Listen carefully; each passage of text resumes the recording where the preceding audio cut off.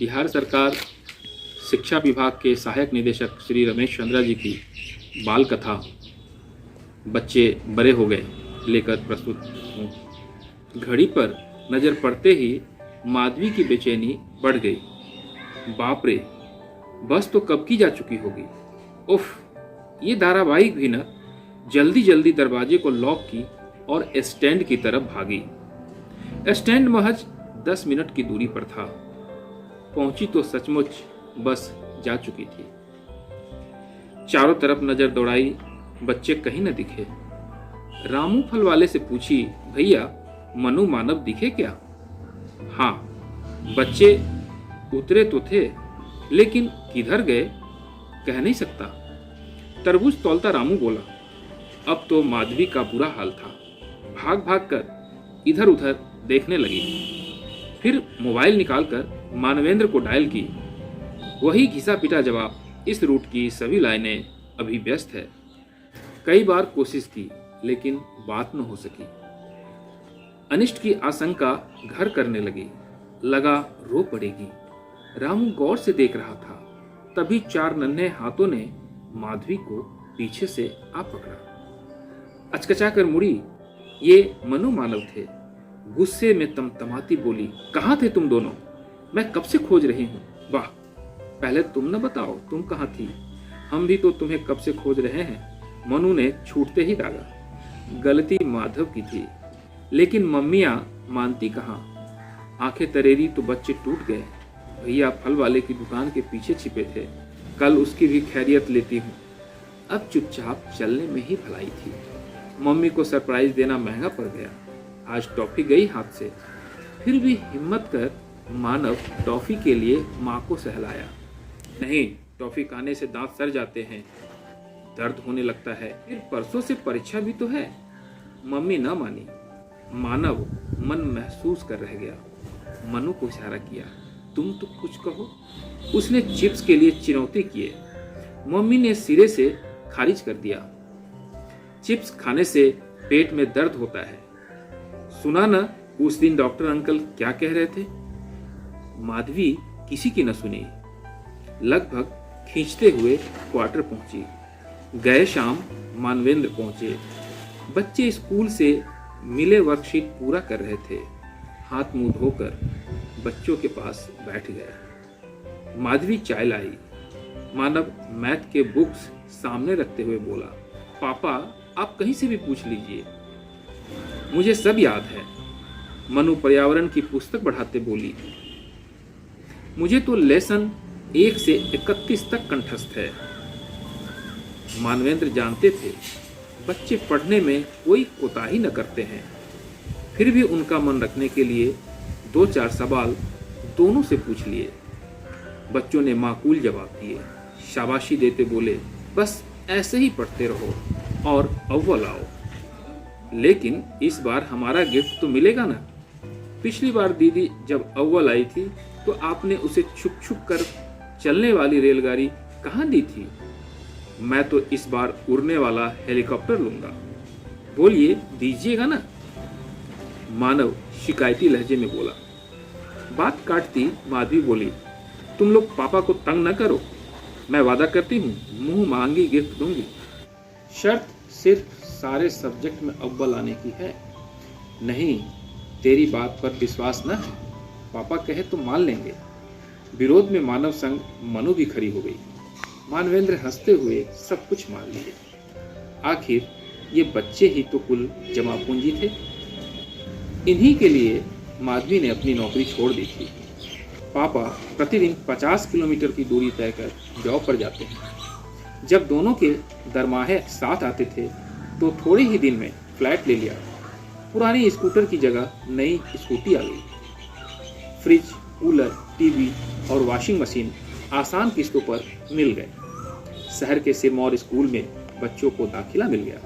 सब कुछ सही होता चला गया, लेकिन मम्मी की नौकरी और बच्चों के स्कूल टाइमिंग मैनेज न हो पाए। लिहाजा न चाहते हुए भी माधवी को नौकरी छोड़नी पड़ी। इतना तो कमा ही लेती थी जिससे गृहस्थी की गाड़ी सड़कती रहे। अब वो बात न रही। खर्चे बढ़ गए और आमदनी छोटी पड़ गई।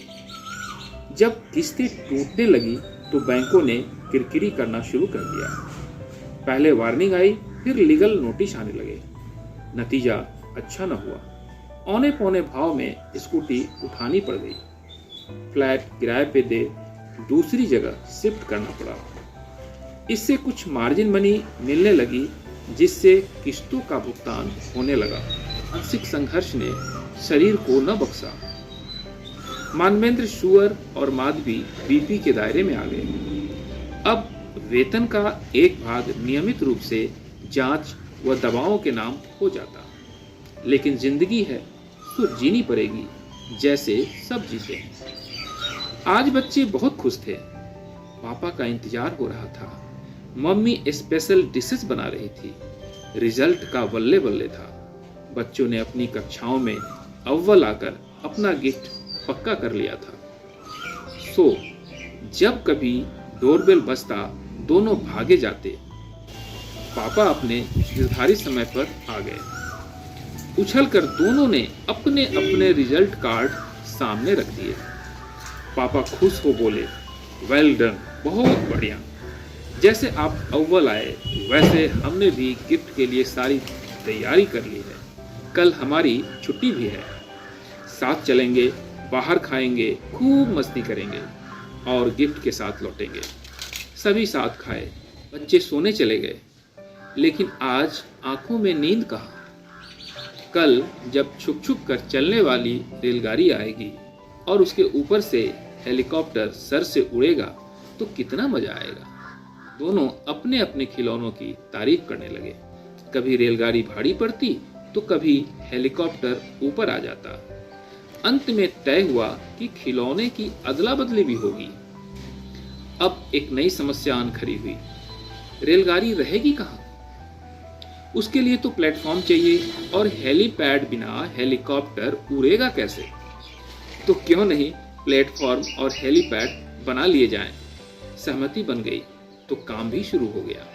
किताबों को किनारे कर काम लायक जगह बना दी गई। मानव बोला, दीदी तेरी रेलगाड़ी को चलने के लिए हरी झंडी तो दिखानी पड़ेगी। मनु सोच में पड़ गई। अब हरी झंडी कहाँ से लाएं? मानव ने ही याद दिलाया, मम्मी का रुमाल किस दिन काम आएगा। बच्चे कल पर कुछ भी छोड़ना नहीं चाहते थे। सो मनु दबे पांव मम्मी के कमरे की तरफ बढ़ी। पूरी उम्मीद थी कि मम्मी पापा सो गए होंगे, लेकिन ऐसा न हुआ। अंदर लाइट जल रही थी। पापा कह रहे थे, माधवी जैसे भी हो इस बार बच्चों को उनका गिफ्ट मिलना ही चाहिए। देखो कितना बढ़िया मार्क्स लाए हैं। A grade, A+ grade. Manu ने तो कमाल कर दिया है। मानव के मार्क्स में भी काफी इजाफा हुआ है। गिफ्ट न दिया तो उनके कोमल मन पर भारी आघात लगेगा। फिर उनका मुझ से भरोसा उठ जाएगा। अब मम्मी की बारी थी।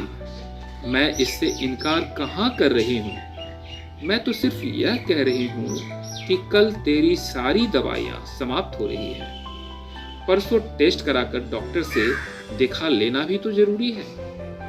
इसमें कम से कम 2-2.5 हजार रुपए लग ही जाएंगे। वेतन 10 दिन बाद ही आएगा। ऐसे में खिलौनों पर खर्च करना कहीं से बुद्धिमानी नहीं है। बच्चे हैं, एक आध दिन रोएंगे, रूठेंगे, फिर मान जाएंगे। लेकिन दवाओं के बिना तो एक दिन भी न रहा जा सकता। कहते कहते मम्मी अचानक से चुप हो गई। पापा सोच में पड़ गए। फिर गंभीर स्वर में बोले, नहीं माधवी, इस बार चाहे जो हो, भले ही 10 दिन दवाओं के बिना रहना पड़े, लेकिन मैं मनु माधव की उम्मीदों पर पानी नहीं फेरूंगा। ठीक है, मैंने सारी स्थिति बता दिया। अब तेरी जो मर्जी करो। फिर मम्मी सो गई। पापा देर तक जागते रहे। लाइट जलती रही। मनु जैसे गई थी वैसे चुपचाप लौट आई। देखा मानव हाथों में हेलीपैड लिए सो गया था।